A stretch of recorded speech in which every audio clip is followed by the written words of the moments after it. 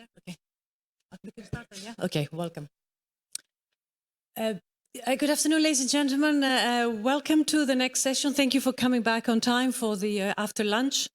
I am delighted to host this session today. My guest this afternoon needs no introduction, but I will introduce her anyway. Nadia Calvino, who is the first Deputy Prime Minister, Minister of Economy and Digitalization in Spain. Welcome, Minister. There you are. We can see you now. Good afternoon. Thank you for joining us. Even if you're online, it's a great honor to host you again today. And in fact, if I may start with that, last year in exactly the same room, the same setup, you very kindly gave us your views about the next challenges in Spain, but also in the Eurozone scene from your perspective. We are 1 year ahead now. The world has changed somewhat. And of course, your views on where you think, what are the immediate challenges we're going to face in Europe and maybe long term are going to be very important. So with that, we'll hear your introductory comments. Then we will take questions from the audience, and also we will take questions from those who are following online. I remind you to log in through Slido, and the hashtag will be BAM crisis. With that, Minister, the floor is yours. Well, thank you very much for the invitation. It's a great pleasure to be with you again. I'm sorry not to be physically there, but thanks to digitalization, which is indeed one of the competences of my ministry, we are able now to have this kind of interaction in a very efficient manner, and more often maybe than would have been the case without the new technologies. So it's a pleasure to be with you and happy to have a discussion. I will be very brief with my introductory remarks because I think that probably Q&A is the most interesting part of this kind of debates. Just sharing with you some thoughts of where we are, where we're heading towards, and lessons also from the recent past. Starting with this, for the past 3 years, economic policy and policy, full stop, has been very much determined by the pandemic. This shock that came to Europe, has hit the whole world, and has had a very significant impact from a physical point of view, from the health perspective, but also from an economic point of view, political, and obviously in terms of the building of the EU, deepening of EU integration. I think that the main takeaway from the response to the pandemic is that we were able to tackle the challenges in a very effective manner. Starting with centralized acquisition of vaccines, moving on to the emergency measures we took since spring 2020, and of course the recovery plan, which is a major breakthrough in terms of the economic stimulus and also in terms of deepening of economic policy coordination and building of the EU. And this is maybe the main message I would like to leave with you.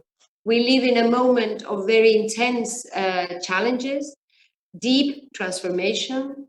The tectonic plates on which the international economic order has been built since the end of Second World War is changing.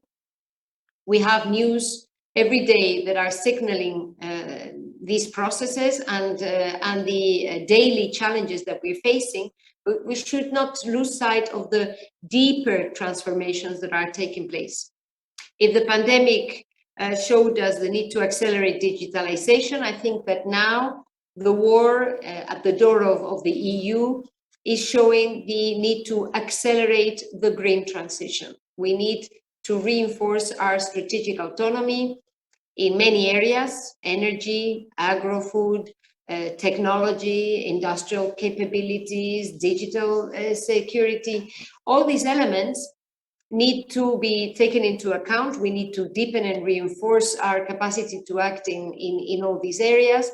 And there is one way forward, and you will not be surprised to hear this from me, which is that the EU acts in a manner which is guided by 3 principles: unity, determination, and solidarity. So this will be my my starting pitch, and then a second part of my introductory remarks on where is Spain in all of this. Well, we were hit by the pandemic in a more intense manner than other countries due to the weight of the tourism and hospitality sector in our economy. And that led to important restrictions in those areas.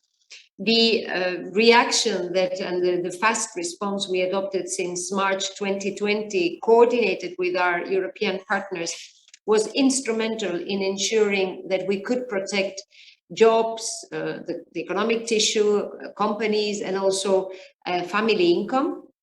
And that has provided a strong basis for the recovery. We saw a strong recovery starting in 2021, which has certainly been maintained in 2022. So we have a strong basis, and that explains that the Spanish economy is having a relatively positive performance, even in such a turbulent context as the one we're living right now. Growth, year-on-year growth in the first part of this year was above 6%. We see a very strong tourism campaign during the summer. We still see strong job creation, very strong investment push, and so it shows that the economic basis is stronger thanks to the fast response we had since spring 2020, but also in a very essential manner by the recovery plan. The Next Generation EU program is absolutely fundamental and key to explain job creation and the dynamism of investment and the strength of the recovery in Spain. Also the resilience of the Spanish economy in the wake of these very intense global challenges. And that's why we have from day one wanted to be a very fast deployer of the European funds, and also very ambitious in terms of scope, but also time when it comes to structural reforms. We're very advanced with our program of structural reforms, which we intend to finish by year end. We're very advanced also with the deployment of strategic projects and investments, and I think that provides an element of certainty and also confidence in terms of the positive outlook for the Spanish economy in a context which is marked, of course, by uncertainty and challenges. And I finish with maybe the element that everybody thought I was going to start with, which is the very short-term challenge and priority of inflation. The bottlenecks in international supply chains, the strength of the economic recovery in 2021, but most importantly, the war of Russia against Ukraine has brought a sharp increase of energy prices, which was felt very directly by the Spanish energy market already last year. And this has put in front of all of us policy makers and responsible leaders in European countries in front of a very serious challenge of how to contain inflation and also ensure a fair distribution of the cost and the impact of the war. How do we protect our societies in these very challenging context, which is not only having a short-term impact as maybe previous energy crisis of the 70s, because it's not only due to a temporary restriction of supply. This is also coinciding with the climate change challenge and the increased awareness that we need to also reinforce our sustainability with a mid to long run perspective, thinking also about future generations. And that is why I think it is very important that Europe does face these challenges, ensuring coherence with our midterm perspective and objectives in terms of the green transition, and acting in a decisive manner so that we have regulations and instruments which are fit for purpose to tackle the challenges of today and also those of tomorrow. And Spain will be supporting European institutions in this context and leading some of the discussions, as we have been doing for the past years, with a view to trying to continue to progress in the role of the EU in the world and the deepening of the European economies, as we have been doing for the past decades. So I leave you with this thought, and happy to take your questions. Thank you very much. Thank you very much, Minister, for this overview of where you are, and particularly very good, actually relatively good news about the Spanish economy, which I think is absolutely essential. Unfortunately, the numbers for other countries in the EU, in the Eurozone, are not so strong. Already we see a number of countries in the latest flash estimates in negative territory. The US is technically in a recession with 2 quarters already in negative numbers in growth. So I wanted to start with the obvious question, which is the outlook and the policy mix in the current circumstances, given that we have not only an unprecedented shock, but also a shock that yet again is of very specific nature. We have, in all sense of the purpose, a very deflationary shock, but we have huge inflation that is coming from other sources, and that, of course, is a huge conundrum for policymakers, particularly for those in monetary policy. So, with the Spanish perspective, obviously, but also from a European perspective, because the interdependencies are so big, and if one country gets into a recession, particularly big countries in the EU, the whole of the EU and the Eurozone will follow. How do you see the appropriate policy mix on the fiscal side and on the monetary policy side, given the composition, as you so well described it? Mm-hmm. Well, we are living very interesting times also in terms of the economic policy implementation. As you rightly said, Maria, and I think it's very interesting, and it's key to remember that only 1 year ago, maybe the concern was one of deflation, and everybody was talking about low for long, and this is going to be the prospect of monetary policy and economic policy more generally. So it is interesting to see how things change so fast, and how we have to be very ready to adjust fast and in an agile manner to the new scenarios. This is very much what I was talking about also in energy regulation or other areas. No, we are in times where the environment may change very fast, and so agility for decision making is more important than ever, at the European level. And we know how challenging this is for the EU. Although I think precisely in the last years we have improved greatly in this regard. So monetary policy in Europe is following but lagging behind, obviously, monetary policy at the other side of the Atlantic. And I think for very good reasons, because the origins of inflation and the risks are very different in the different areas. So we're following very closely the ECB governing board. I think they meet tomorrow, isn't it? So we're following, very closely the articulation of monetary policy with a clear aim to contain inflation without leading to a negative situation in terms of the economic growth and job creation. In this context, all economic analysts foresee that Spain will continue to have quite strong growth, even in such a challenging context, with a growth forecast of around 4% this year, around or above 2% next year. And this is due to two elements. First, the fact that Spain is less directly affected and less dependent on gas and oil exports from Russia, and has a more diversified and a stronger energy supply structure right now.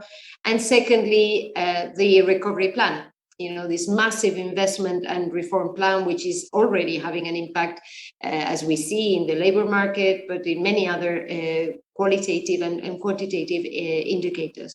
And I think that's good news, because we all need to contribute to continuing with a positive development of the European economy. And what another interesting feature, and let me finish with this, is the closer and more intense connectedness between the different policies. I don't think that monetary policy can just be thought, or fiscal policy or structural policies, without looking at the other. No, we need to also be closer in terms of the coordination of our policies, not only between countries, but also between the different policy instruments, because we have seen in the last years how interconnected all these elements are, and how important it is to have a coherent and holistic approach when we make our decisions. Yeah, thank you. Thank you very much for that. I'm sure there will be follow-up questions of this coming also from the audience. If you allow me to move to a slightly different subject, you mentioned in your introductory remarks the instrumental role of the Next Generation EU in helping Spain wither the shock and whatever future shocks we have in the future, and of course you won't be surprised if I ask a question on the fiscal architecture of EMU. We had a session yesterday here with very interesting interventions. How do you see the debate as we move forward? We have other emergencies to think about, but the debate on the fiscal architecture of the EU is very much a live one, and one that will take, I'm sure, some of your time in the fall or perhaps in the early spring.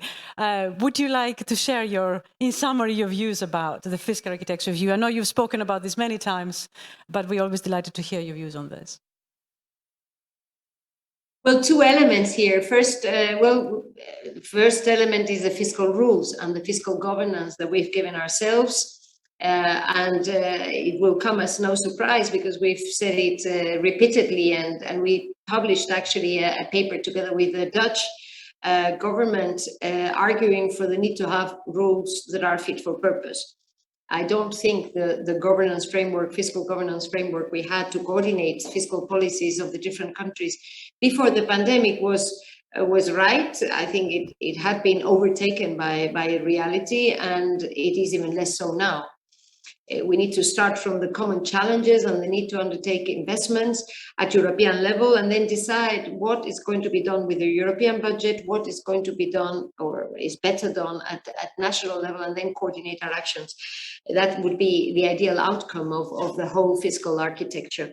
So in terms of the fiscal rules, I am very much looking forward to the proposals of the Commission.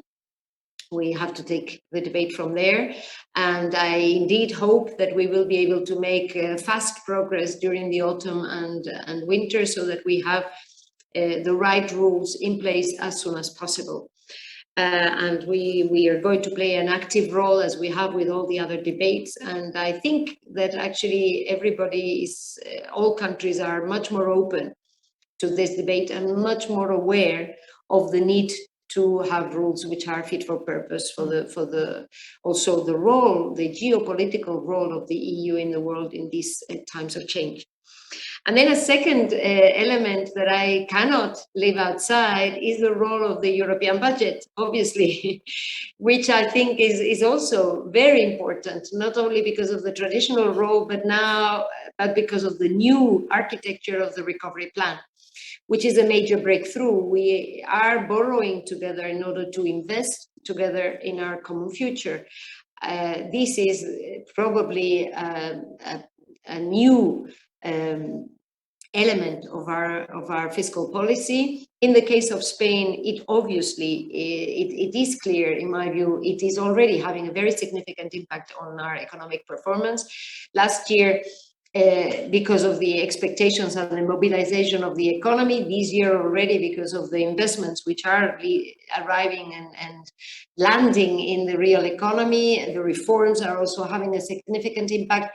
If this is a success, this will certainly reinforce our ability to act together at European level. And so I think that we will be able to, in these coming months, are going to be extremely important in terms of shaping also the next generation of instruments and the future fiscal architecture of the EU. Thank you very much, Minister. I would like to also open up the floor for questions. But before that, allow me to ask two more questions, and they're a little bit more general.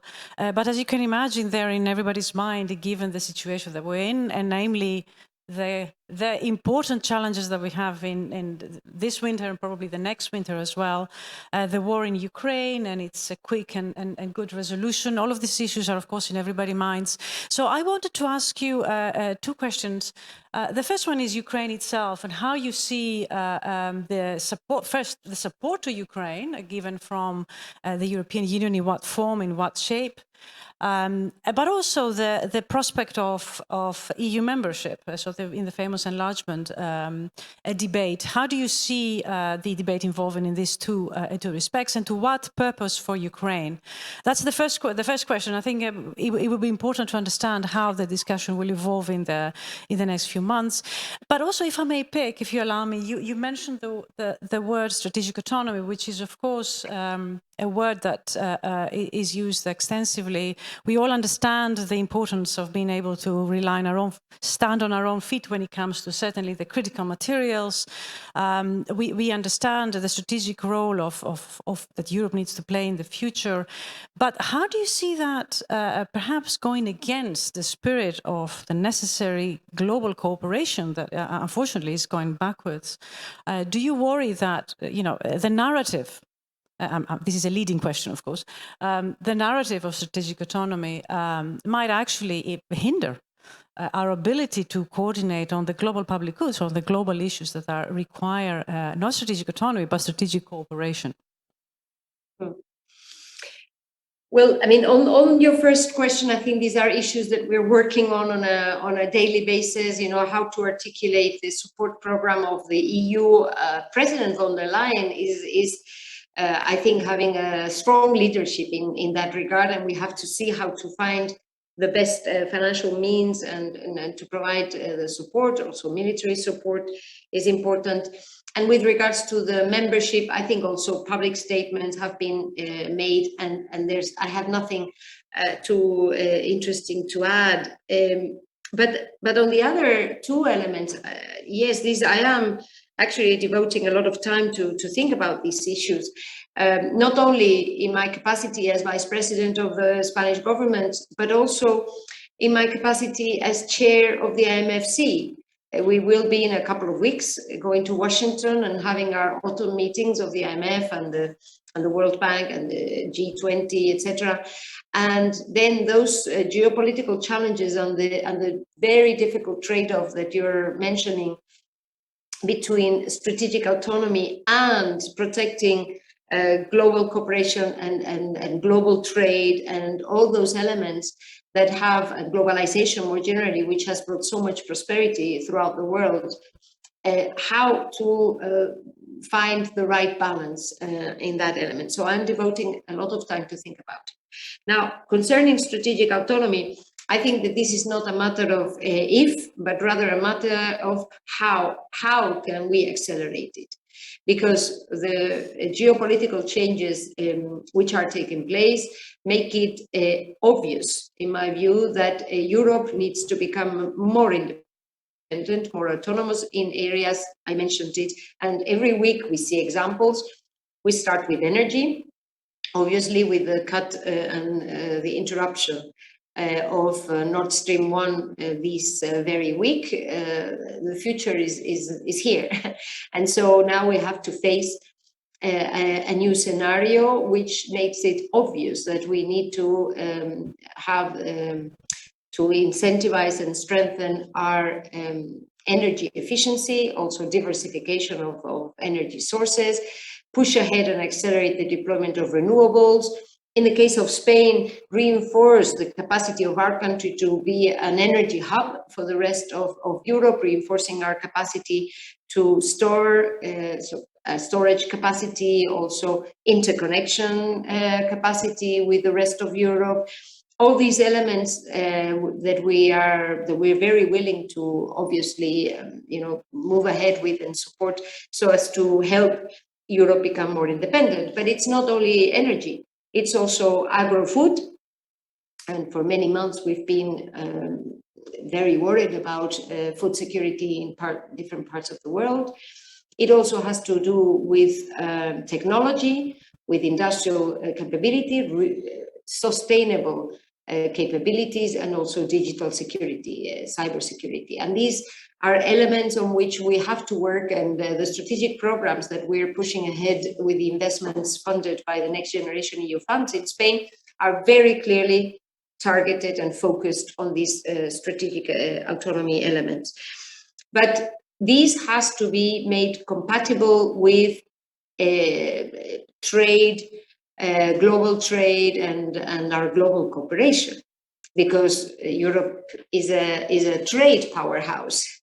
And our prosperity has been brought about by being an open economy, an important partner of different regions around the world. And that is why I think Europe will play a very important role in this regard in the face of these emerging powers and different conflicts which are being visible in different parts of the world, because we are certainly a central piece in any international agreement, and we are always going to be a leading player in supporting trade, but also in supporting human rights, in supporting international cooperation, and so providing, I think, an indispensable element in the new world order. Thank you very much, Minister. That was a lot of information on very many different topics. I would like to open the floor for questions from the audience. I see Jeromin has a question. Yes, can this be heard?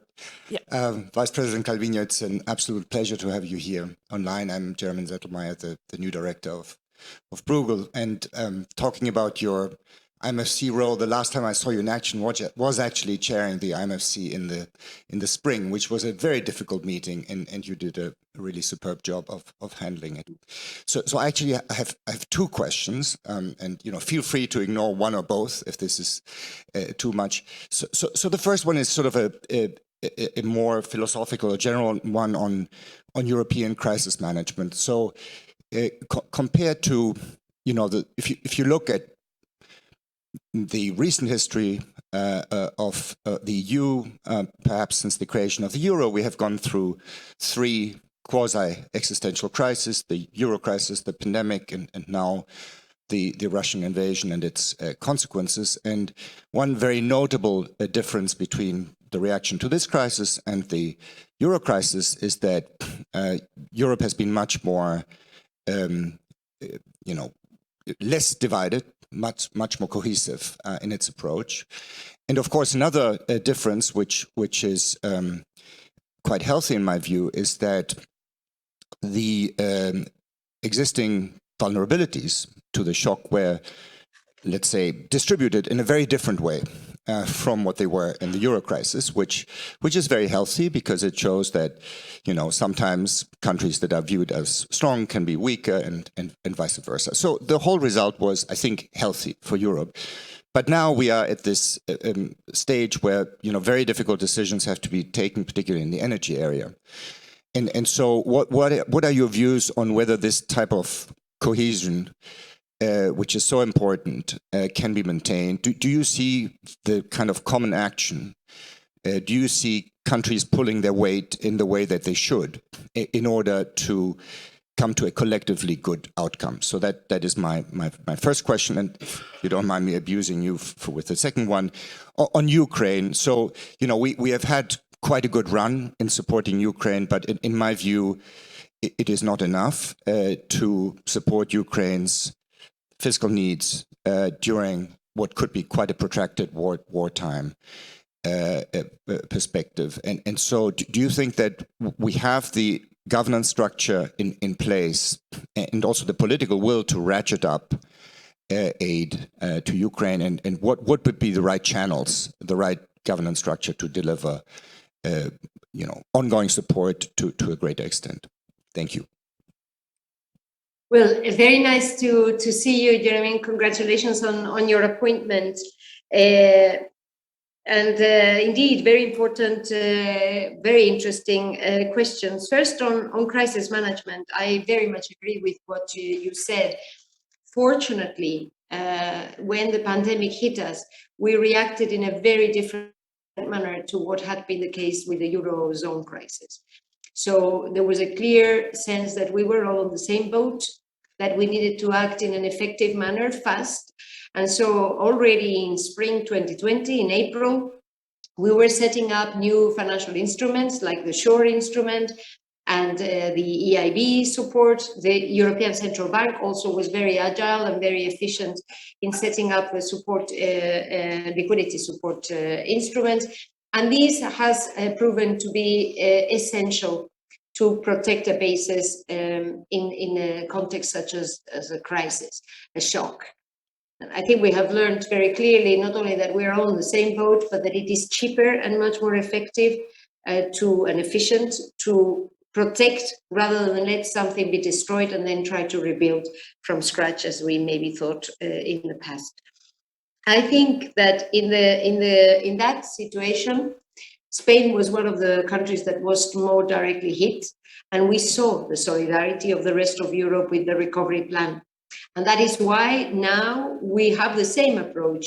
Now it is other countries and some that maybe were not aware of their vulnerabilities, such as Germany itself, but many other countries are being very directly hit. And from day one, we have expressed our support and solidarity for them. In terms of the sanctions, in terms of the joint use of the joint work to try to reinforce our autonomy. Right now, Spain putting forward proposals on how to be more stronger in the area of the energy and have the proper energy regulation. And I think that this time around, we have the same unity. I think there is a strong sense of solidarity.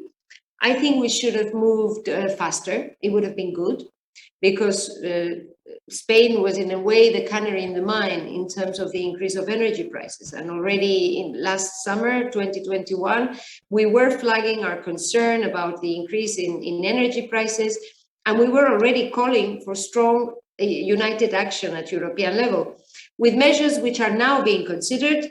It would have been better to have them 1 year ago in terms of joint purchases, in terms of capping of CO2 prices, CO2 rights prices, in terms of allowing for a different regulation to impose gas price caps, as we have done in the Iberian Peninsula, which is proving to be extremely important to contain price increases, and many other measures that we had proposed. I am happy to see that we're moving, but I think we should be more agile in the reform of European energy markets, because we see it every day with the news that we see. They are not fit for the current situation and the radical changes which are taking place in the way energy is provided in our countries. So I think the EU has greatly improved its crisis management capabilities and abilities due to the pandemic, and we will probably be forced to even go faster and in a more efficient manner in the context of the current challenges. And in terms of the support to Ukraine, I think we have been very capable in providing strong budgetary support, not only now, already for many years. And the instruments are there. What the discussion is, and the challenge, the common challenge is how to ensure that we do make our decisions without endangering the capacity of the EU to continue to grow, create good quality jobs, invest. And so we have challenges which are which are on our table at the same time, and which maybe gives a sense that we're paying more attention to one or the other. But I do think that all our institutions are actually proving to be quite able to deal with many of them and to respond in an effective manner to a very novel situation. Wonderful. Thank you for that.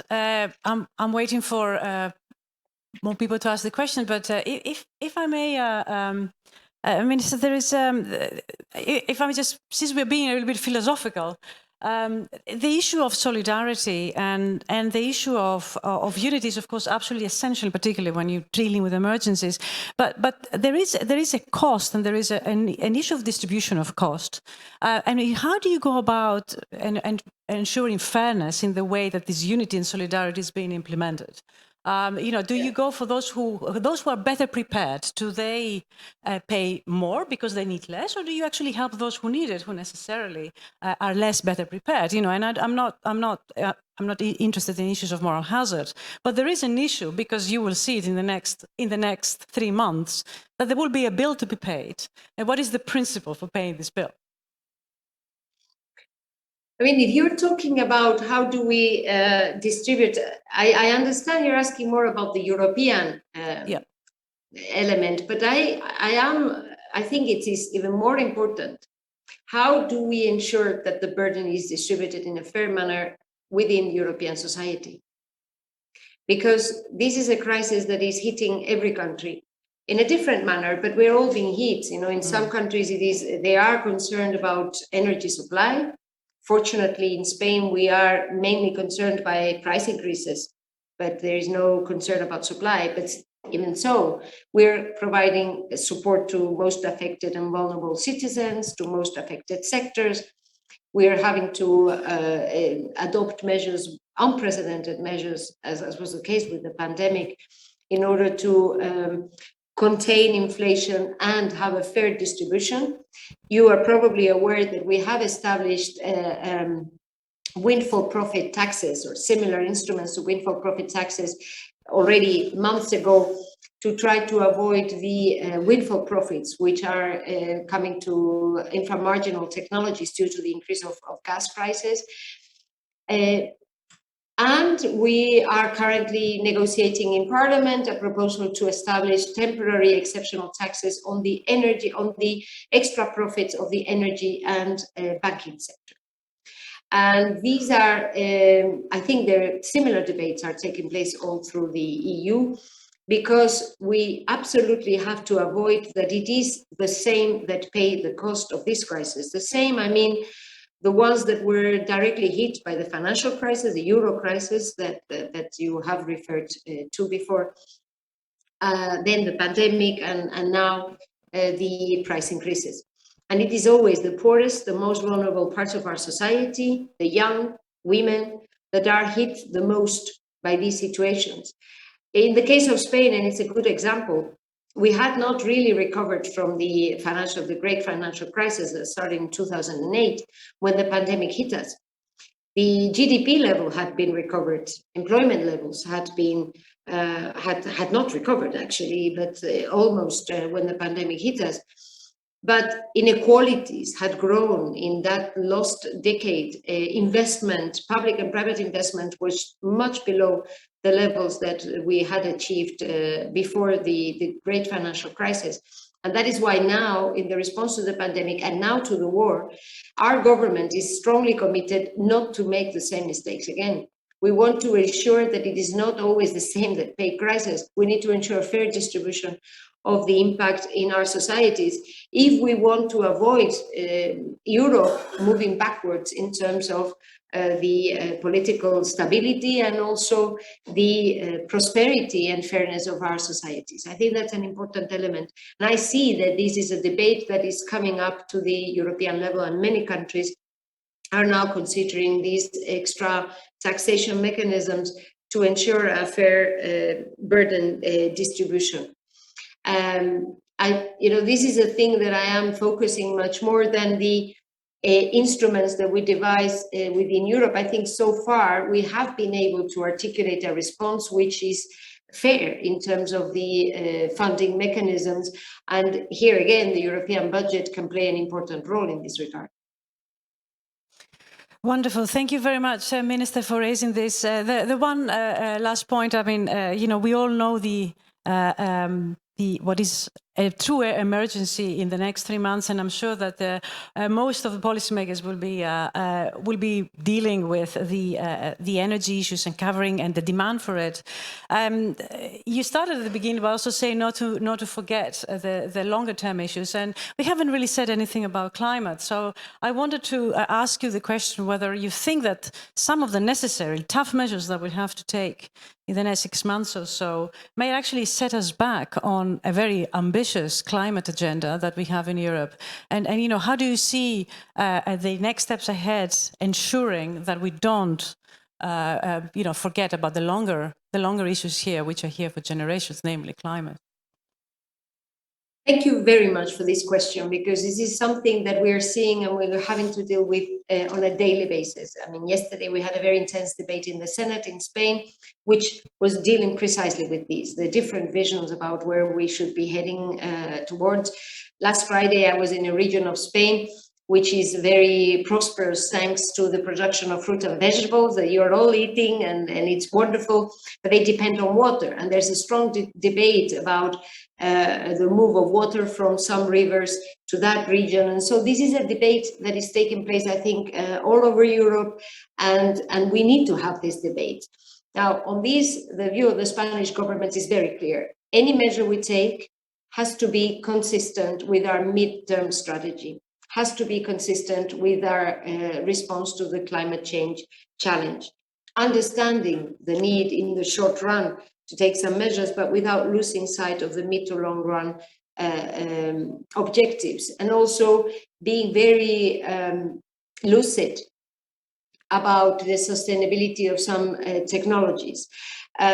Just to, I mean, in the case of Spain, we see our contingency plan, which we will be submitting in the coming weeks, as every other country, to the European Commission, very much focused on three elements. One is energy savings and energy efficiency. This is a no-brainer. We need to be more, the cheapest energy is the one that's not consumed, so we have to focus on that. Secondly, deployment of renewables. Not only sun, wind, water, but also green hydrogen and all renewable sources that can be important for the future. We need to accelerate the deployment of renewables because they are not only the cleanest, but also the cheapest energy sources. When one compares the cost of producing, the cost per megawatt in solar power is around 600,000 euros. The cost in a nuclear plant is 11.5 million euros. You know, so this is it's a no-brainer. You know, the green energy is not only cleaner but also cheaper. So we really have to develop our capabilities and accelerate our independence in this regard. And then the third key feature that we will be having in our contingency plan is solidarity. How can we reinforce our solidarity within Europe? How can the Iberian Peninsula play an important role in supplying green energy to the rest of the EU? And how can we help in the short run with this energy hub kind of role, which we take very seriously? We are actually, for example, adjusting one of our gas storage capacities so that smaller tankers can come and then supply liquid gas to the rest of the EU. You know, we're doing adaptations. Of course, interconnection with France is the elephant in the room, and it's a to me, obviously, and also it would be a no-brainer that we need to reinforce our interconnections, both in gas and electricity, and thinking about green hydrogen for the future. But this is an issue we could devote a monographic debate about. But these three elements, I think, are absolutely essential, and they have to be aligned with our mid to long run targets, because, as I said, the pandemic has shown the need to accelerate the digital transformation. I think current geopolitical tensions, not only the war, are giving us a very clear message. You have to become much more autonomous and much more efficient and more sustainable on the energy field. And so, notwithstanding the short-term measures we may need to adapt, we should not lose sight of the long run objectives, because we also have to think about intergenerational fairness. We need to think about our children and grandchildren, and at least try to make the right decisions now, which are helpful for our common future. Thank you very much for that hopeful message. Is actually, we just come to the end of our time, and with that, I would like to thank you very much for taking the time, being with us today. We hope to see you in Brussels at some other occasions, but just for the moment, thank you for taking the time, and best of luck. Thank you, everybody. Thank you. Thank you very much. Take care. See you soon.